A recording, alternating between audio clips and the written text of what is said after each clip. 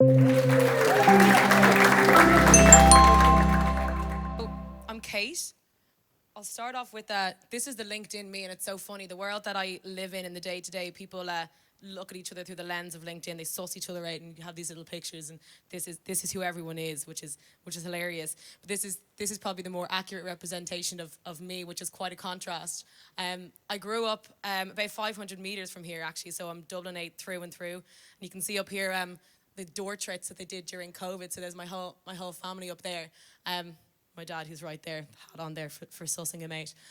But I'm a very obsessive kind of person. So whether it comes into traveling here or tech and startups, which has become my kind of bread and butter of my day to day, I tend to get quite obsessed with things, jump right into them.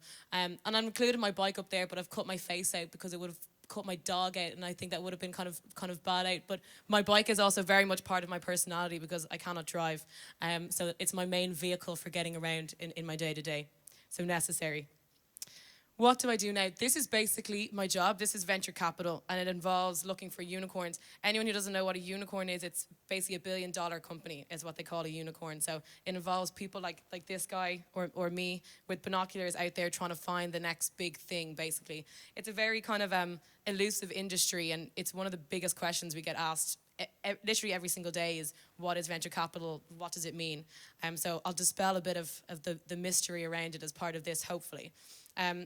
I work for a company called Elkstone, where I am a senior venture associate, whatever that might mean. But what we basically do is we go around and we invest in companies like these ones. So hopefully some people recognize. You got the likes of Flipdish there, and don't even have Let's Get Checked up there, but they're two of our unicorns. So we would have invested when they were really small companies. We're talking, 3 or 4 or 10 people in a room building a company, and ultimately they come and pitch to us, tell us about their company, about their vision, and these companies have gone on to become billion-dollar companies, totally global, and doing pretty amazing things. And you have some kind of soonicorns, as some people call them, or the up-and-coming companies out there, like the likes of Luminate Medical and Protex AI, and they're doing some pretty amazing things. Luminate Medical, for example, a company I work pretty closely with, they're creating a device to prevent hair loss for cancer patients. So it's a pretty kind of inspiring industry to work in. But what do I do on a day-to-day? I kind of split it into these two different categories. Should be doing one of these at all times. One of them is money. We're basically finding people to give money to. So it sounds like a quite an appealing job, but it's hard. There's obviously lots of people out there building amazing businesses.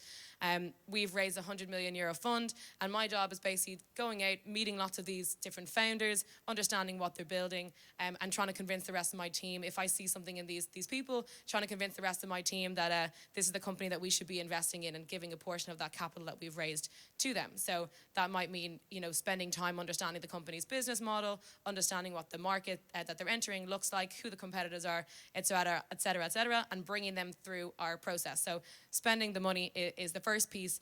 And then the second piece is basically portfolio management. So back to these companies that we've invested in, all these companies need help. There's things that go wrong every single day. So showing them love, it might mean sitting on the board of about 6 or 7 different companies at the moment, all very early stage companies. And it's, kind of the role of trying to wrap our arms around them and give them everything that we can give them beyond the capital, in the day-to-day support. And sometimes that is, just an encouraging message, or sometimes it's more significant, like, helping them build their financial model. So that's what I do now, and it's no 2 days are the same, and definitely no kind of cookie cutter approach to doing the job, which is partially why I love it. It's one of the main reasons. Here are some of our portfolio companies in here. Part of doing this job means I basically spend most of my time talking to these founders who are much smarter than me and much better versed in their given fields than I will literally ever be. And anyone who's spent time working with founders, even the taste that you've got in the room tonight, you'll know that the energy and the ambition that comes off them is literally electric. So spend pretty much every day meeting these people who are putting their whole life and soul into building a business, which is a pretty inspiring, place to live in your day to day.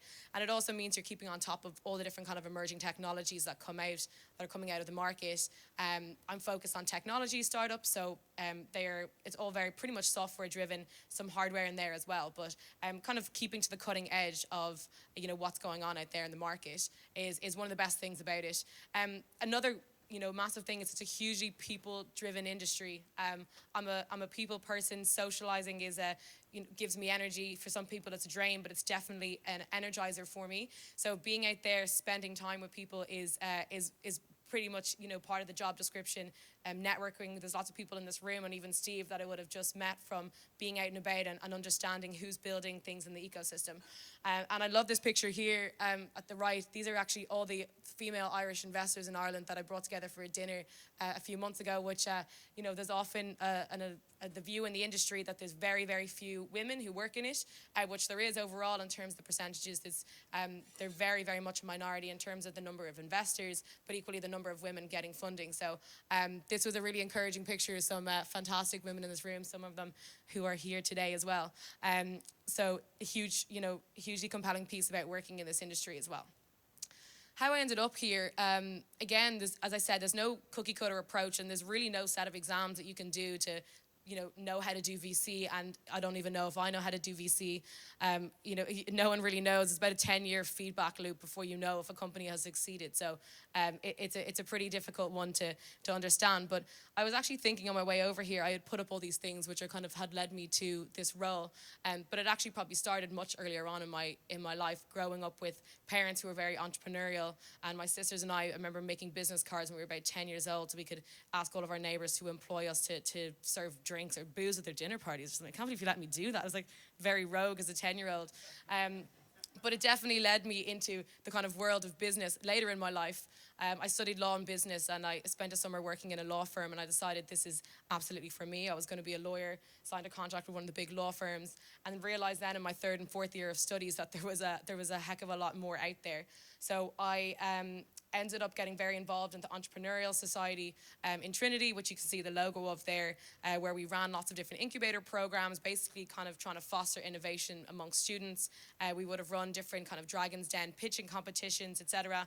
And it basically gave me a platform to speak to people in the ecosystem who I definitely had absolutely no business reaching out to and speaking to. It was kind of a platform as a student and as someone organizing something that I could get to know people in the ecosystem, which led to a kind of chain reaction of different things. There's the Silicon Valley Bank Trek there. They definitely don't run this anymore, but they used to bring 20 students from all over the world over to San Francisco for a week and just wine and dine you and introduce you to everyone in the industry. So obviously off the books now, but it was an opportunity to basically see what venture capital looked like on the big stage. So going over to San Francisco, seeing especially female investors who had set up and were running their own funds, seeing some of the entrepreneurs who had built some of the big tech companies that you'd all know, and their journeys to doing that was a total eye-opener for me, and it increasingly led me to believe that I couldn't go back to a corporate law firm.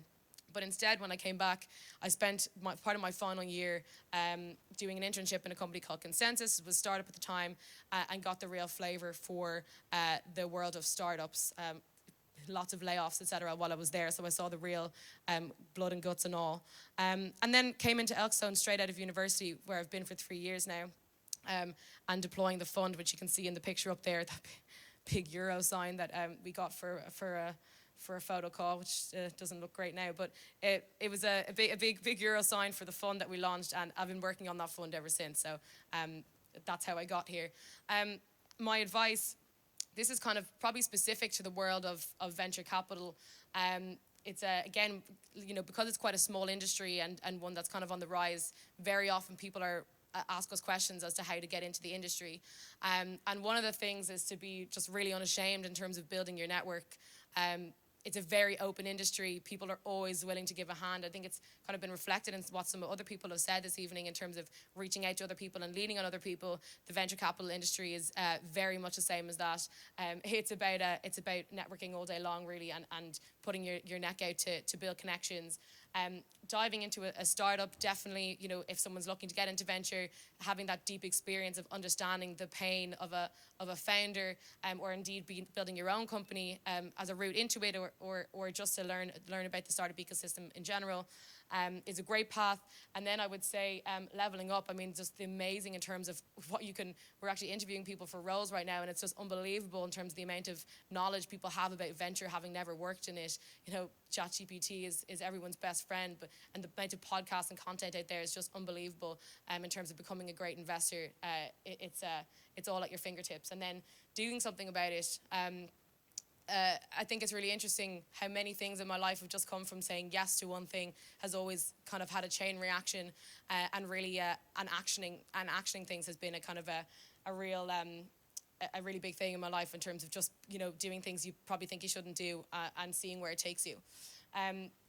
This is the final thing, and this is catered for Steve's audience of having people in their 20s, which I believe there are some of here, but I've been told this is the main audience. This is what I've used in the last few years when it kind of to embolden you, and even if I'm maybe not earning millions in my 30s, hopefully it will have emboldened me in my 20s. But someone told me this very soon after leaving college, and I think it was a great one in terms of, again, kind of empowering you to take risks, which is a kind of actually bringing this all together quite nicely, and it's part of what I love about the job as well, in terms of the amount of options it's given me in my career. It's actually my last week of working in venture, so I have two days left of working in venture, and I'm then diving into a startup, as I've said in my previous slide. So I'm going to be joining a startup as chief of staff. So total career pivot for me as of 2 weeks' time. So yeah, thanks very much.